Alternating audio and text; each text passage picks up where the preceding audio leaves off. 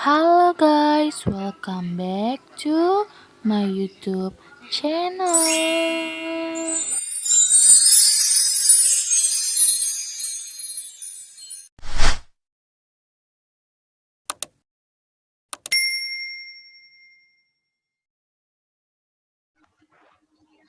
Assalamualaikum warahmatullahi wabarakatuh. Salam sejahtera bagi kita semuanya. Perkenalkan, nama saya Atriani Marviko dengan NIM 2020 0102 058 ingin mempresentasikan tentang kalimat efektif.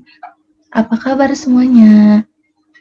Alhamdulillah semuanya dalam keadaan sehat dan baik. Lalu aku mau tanya nih, ada yang tahu nggak sih kalimat efektif itu apa? Oke, Nadira, apa itu kalimat efektif?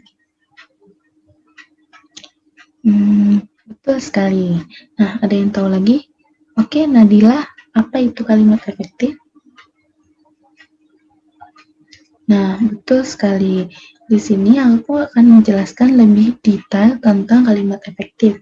Sebelumnya, aku mau menjelaskan apa aja sih yang mau aku bahas hari ini. Nah, yang pertama itu ada pengertian kalimat efektif. Yang kedua, syarat-syarat kalimat efektif. Nah, yang ketiga, ciri-ciri dari kalimat efektif.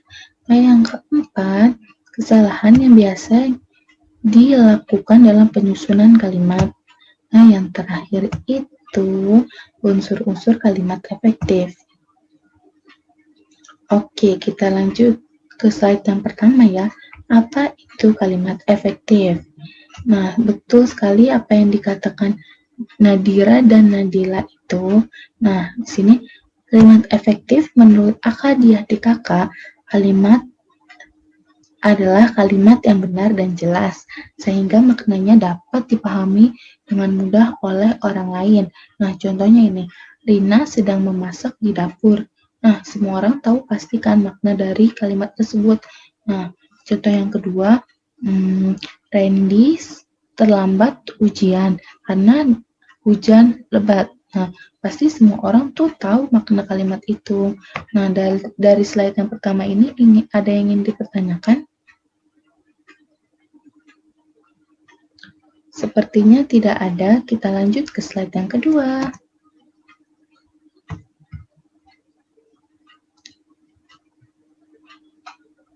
Yang kedua yaitu syarat-syarat kalimat efektif. Nah, kalimat bisa dikatakan efektif jika kalimat tersebut secara tepat mewakili pikiran pembaca atau penulisnya.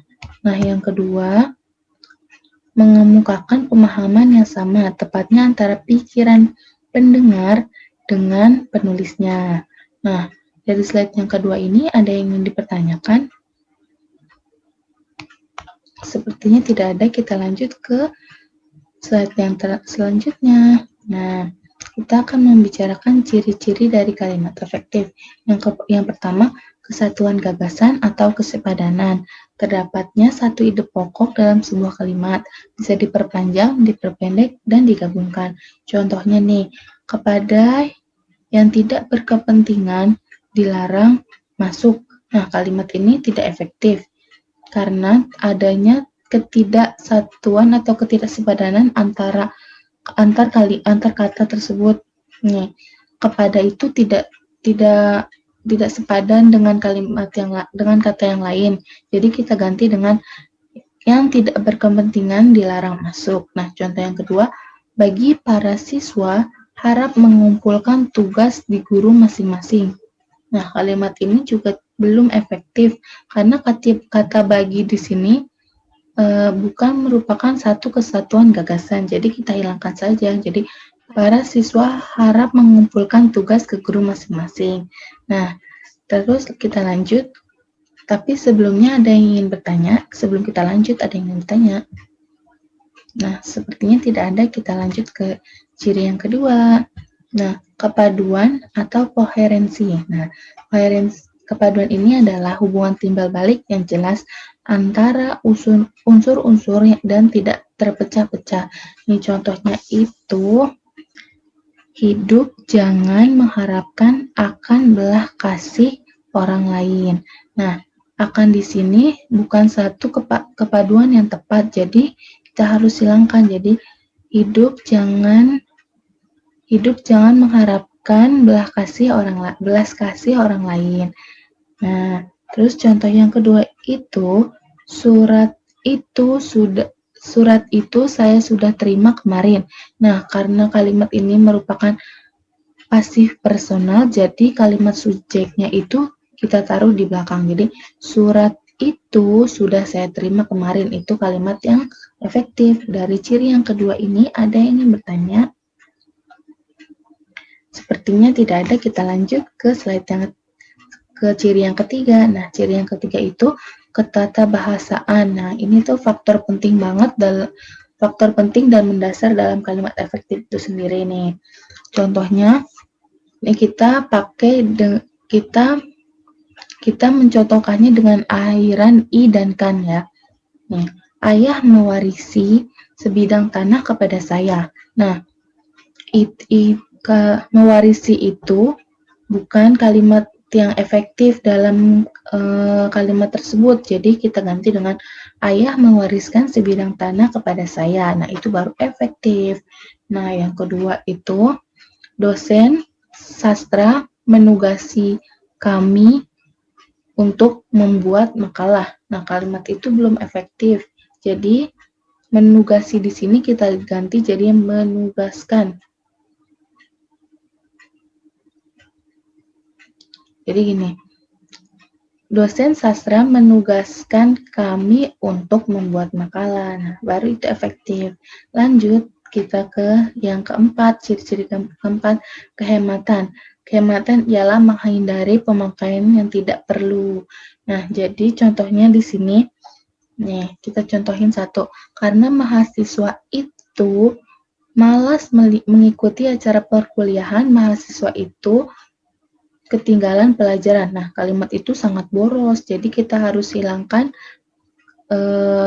beberapa kata di situ. Jadi kita ganti dengan karena tidak mengikuti acara perkuliahan, mahasiswa itu ketinggalan pelajaran. Nah, terus contoh yang kedua ini, aku mau menjelaskan, memberi contoh tentang penjamakan dari kata yang sudah jamak nih. Para tamu-tamu sudah datang. Nah, itu kan sangat boros kan, jadi kita ganti dengan tamu-tamu sudah datang atau para tamu sudah datang. Nah, yang ketiga itu, aku mau menjelaskan tentang kata saling dan verbal resiprokal. Nah, contohnya gini. Warga saling bergotong royong untuk membersihkan saluran air. Nah, kalimat itu belum efektif atau tidak efektif. Jadi kita ganti dengan warga bergotong royong untuk membersihkan saluran air. Nah, lanjut kita nih pakai kata dari kata berdepan dari yang sebenarnya tidak perlu digunakan. Jadi gini, anggota DPRD dari Jawa Barat melakukan kunjungan ke daerah Solo. Nah, kalimat itu belum efektif, jadi kata darinya itu kita hilangkan saja. Jadi anggota DPRD Jawa Barat melakukan kunjungan ke daerah Solo. Nah, dari slide ini ada yang ingin bertanya? Sepertinya tidak ada, kita lanjut ke slide selanjutnya. Nah, ciri-ciri yang kelima itu kesejajaran atau kepadanan. Nah, penggunaan bentuk-bentuk yang sama atau konstruksi bahasa yang sama yang dipakai dalam susunan serial. Nah, contohnya ini mencegah lebih baik daripada pengobatan. Nah, di sini ada kata-kata yang tidak sepadan antara mencegah dengan pengobatan. Nah, jadi kita harus ganti dengan mencegah lebih baik daripada mengobati. Nah, itu baru efektif. Lanjut ke contoh yang kedua. Kegiatan di perpustakaan meliputi pembelian buku dan buku-buku diberi label. Nah, diberi label. Nah, kata-kata ini belum sepadan karena pembelian buku dengan diberi label itu belum sepadan kata-katanya. Kita ganti kegiatan di perpustakaan meliputi pembelian buku dan pelabelan buku. Nah, dari ciri-ciri yang kelima ini ada yang ingin dipertanyakan? Sepertinya tidak ada, kita lanjut ke ciri-ciri yang keenam. Ketegasan. Penekanan dalam kalimat efektif adalah penonjolan ide pokok. Nah, aku mau mencontohkan anak itu malas dan curang, tetapi rajin, jujur. Nah, itu kan ada satu pertentangan yang sangat jauh kan antara malas dan curang dengan rajin dan jujur. Nah, terus yang selanjutnya, kamulah yang harus bertanggung jawab. Nah, itu kan ada penekanan partikelnya, yaitu kamulah yang harus bertanggung jawab. Itu merupakan suatu ciri-ciri ketegasan dalam kalimat efektif. Nah, dari ciri-ciri yang keenam ini ada yang dipertanyakan? Sepertinya tidak ada, kita lanjut ke ciri-ciri yang ketujuh. Nah, yaitu ada kecermatan. Kecermatan itu kalimat tersebut tidak mengandung tafsiran ganda atau ambigu. Yang aku kasih contoh gini, anak itu membawa 2 karung beras. Nah, itu memiliki makna ganda, yaitu anak itu membawa 2 lembar karung beras atau anak itu membawa beras 2 karung. Nah, beda kan? Jadi maknanya itu masih ambigu, seharusnya dibetulkan kembali.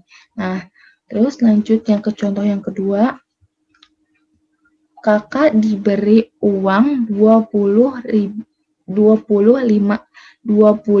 ribuan.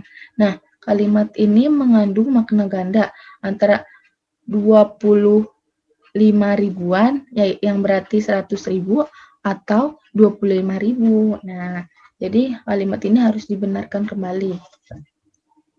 Terus kita lanjut ke yang ciri-ciri ke-8, kelogisan. Ide kalimat yang dapat diterima oleh akal. Kelogisan kalimat erat kaitannya dengan ketata bahasaannya. Contohnya itu, waktu dan tempat kami persilahkan. Nah, siapa yang dipersilahkan waktu dan tempat emang bisa dipersilahkan.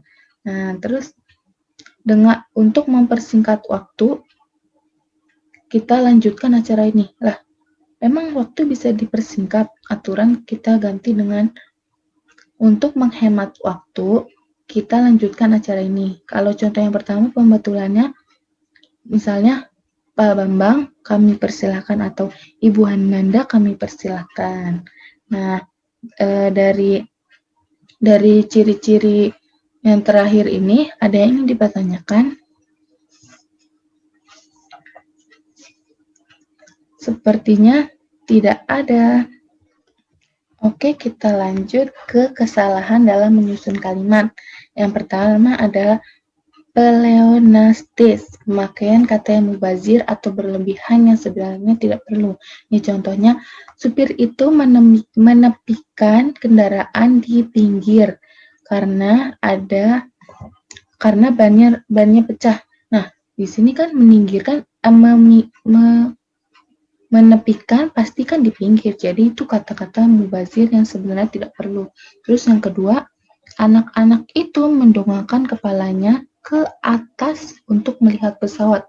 Nah, kan mendongakkan itu kan udah otomatis ke atas, jadi harusnya tidak perlu dipakai kata ke atasnya. Nah, lanjut kita ke kontaminasi atau kerancuan atau kekacauan. Kontaminasi adalah kerancuan atau kekacauan penggunaan kata, frasa maupun kalimat. Nih, misalnya itu.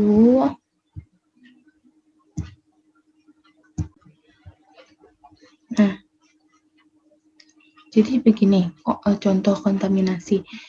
Di mata kuliah bahasa Indonesia dipelajarkan kalimat efektif. Lah, ini kata-kata dipelajarkan ini kerancuan atau seharusnya itu dipelajari, ini kayak gini jadinya. Di mata kuliah bahasa Indonesia dipelajari kalimat efektif. Nah, itu baru betul. Nah, contoh yang kedua, jangan boleh dia pergi. itu merupakan kerancuan, jadi seharusnya kita ganti dengan jangan biarkan dia pergi atau tidak boleh dia pergi. Oke, slide ini ada yang ingin dipertanyakan? Sepertinya tidak ada, kita lanjut ke slide yang selanjutnya.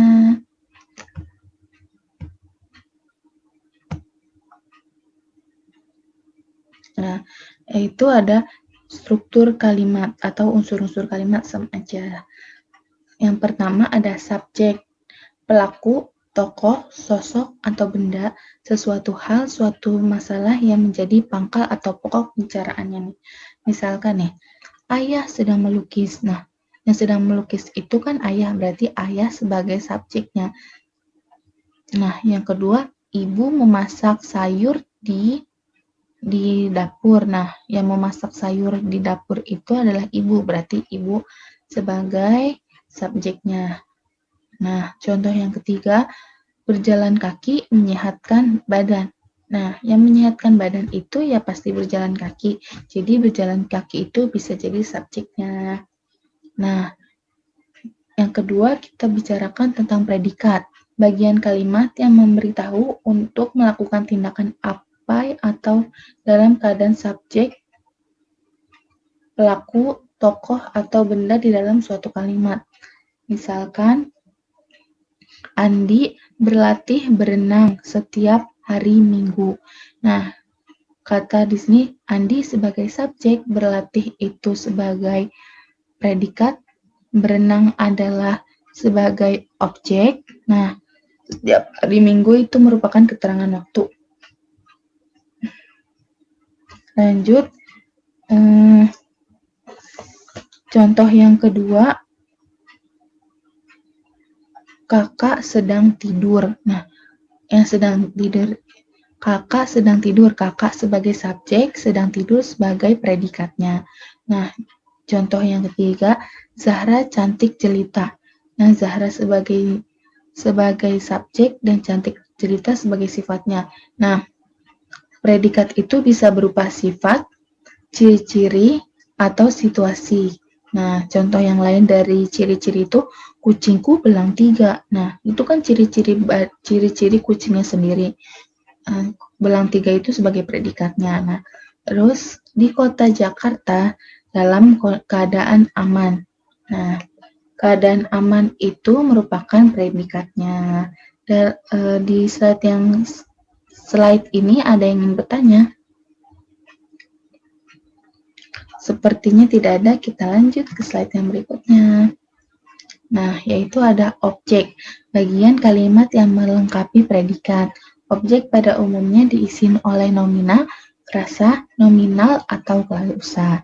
Ini contohnya, aku mau contohin gini. Budi melihat langit senja.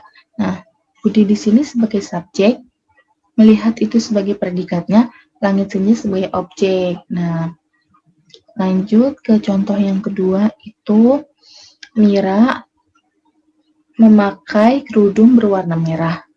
Nah, Mira sendiri itu sebagai subjek, memakai itu sebagai predikatnya, kerudung berwarna merah sebagai objeknya. Nah, contoh yang selanjutnya itu saya memakai baju putih. Nah, baju putih bergaris-garis. Nah, jadi saya itu sebagai subjeknya, memakai sebagai predikatnya. Objeknya itu baju berwarna putih bergaris-garis. Nah, oke, kita lanjut ke pelengkap. Pelengkap itu bagian kalimat yang melengkapi predikat. Letak pelengkap umumnya di belakang predikat yang berupa verba. Nah, contohnya itu ialah Anissa memberikan ayahnya kopiah beludru. Nah, Anissa ini sebagai subjek, terus memberikan sebagai predikat, ayahnya itu sebagai objek, kopiah beludru ini sebagai pelengkapnya. Nah, kita lanjut ke contoh yang kedua. Bani mendongengkan Putri cerita si kancil. Nah, Bani itu sebagai subjek, mendongengkan itu sebagai predikatnya, Putri sebagai objeknya, cerita si kancil adalah sebagai pelengkapnya. Pelengkap dari mendongengkan itu sendiri. Nah, yang ketiga, paman membelikan aku sepeda baru. Nah, paman itu sebagai subjeknya, membelikan sebagai predikatnya, dan aku sebagai objeknya sepeda baru sebagai pelengkapnya. Nah, di slide ini ada yang ingin bertanya? Sepertinya tidak ada, kita lanjut ke slide selanjutnya. Nah, ada keterangan, yaitu unsur keterangan dapat berfungsi menerangkan subjek, predikat, objek, dan pelengkap. Posisinya bersifat bebas, dapat di awal, di tengah, atau di akhir kalimat. Nih, jenis keterangan itu sebenarnya ada banyak. Aku akan membahas 4 saja, yaitu ada tempat, waktu, alat, dan tujuan. Nih, yang tempat itu biasanya keterangannya di, ke, dari, pada. Nah, yang aku akan contohin ini. Aku melihat pemandangan di sepanjang jalan. Nah, aku ini kan sebagai subjek, melihat itu sebagai predikat, pemandangan objek, dan di sepanjang jalan ini keterangan tempat. Nah, oke, kita contoh yang kedua itu aku pergi berlibur ke pantai. Nah, aku ini sebagai subjek, pergi sebagai predikat, berlibur sebagai objeknya, dan pelengkapnya itu ke pantai. Nah, terus kita lanjut ke contoh yang waktu itu. Pada pukul 5, ayah pulang dari kantor. Nah, ini merupakan keterangan di awal kalimat. Nah, pada pukul 5. Nah, itu berarti itu keterangan waktu yang ada di awal. Nah, terus contoh yang kedua, dalam 2 hari Dita bisa menyelesaikan tugasnya dengan baik. Nah, itu juga contoh di awal kalimat. Dalam 2 hari. Nah, kita lanjut ke alatnya. Ibu memotong sayuran dengan pisau. Nah, dengan pisau ini sebagai keterangan alatnya itu sendiri. Nah, terus kakak menulis dengan pulpen. Nah, dengan pulpen ini sebagai alat yang digunakan untuk menulis. Lanjut ke tujuan. Anita belajar dengan sungguh-sungguh bagi masa depan yang cerah. Nah, bagi masa depan yang cerah ini keterangan tujuannya. Jadi, dia harus belajar dengan sungguh-sungguh supaya dia mendapatkan masa depan yang cerah. Terus lanjut ke contoh yang kedua, Bunda memasak kue untuk anggota keluarga. Nah, Bunda ini memasak kue untuk anggota keluarganya, jadi untuk dimakan anggota keluarganya. Jadi itu merupakan keterangan tujuan. Dari sini ada yang ingin bertanya? Sepertinya tidak ada. Sekian penjelasan dari saya, kurang lebihnya mohon maaf. Terima kasih dan wassalamualaikum warahmatullahi wabarakatuh.